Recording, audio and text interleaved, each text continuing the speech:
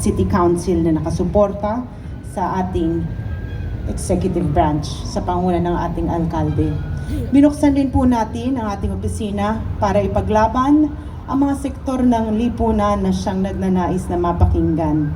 Nag-hire tayo through the help of PESO ng mga PWD sa ating opisina. Naging animal friendly din tayo, kaya kung pupunta kayo sa opisina, may tatanggap sa inyo na isang aso na ang pangalan niya ay Lily at ang ibig sabihin ay liwanag.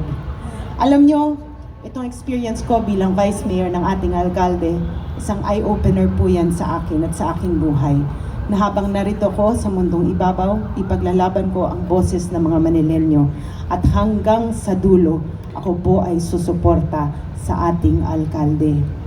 Narito rin ako para ibigay ang mikropono sa ating pinakamagaling na alkalde na alam ko, ang vision niya na gawing Singapore ang Maynila balang araw, unti-unti nagagawa na ng paraan. Na kahit ano pa man ang kanyang ininda, pagpasok dito, nakita natin na kahit paano hindi natin naramdaman ang hirap.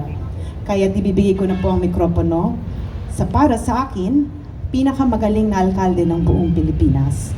Ang ating nag-iisa, si Yorme Isko Moreno Dumagoso.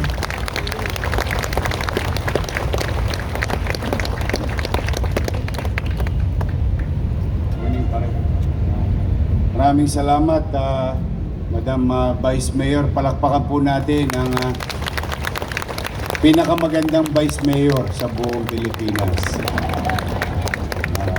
Hindi po ako ang pinakamagaling. I am just one of those, who's trying to do our job for our people. To the sangguniang panglungsod at may mga bago tayong kasama sa administrasyon. Andiyan yung si Maile Atienza, si Jong Isip,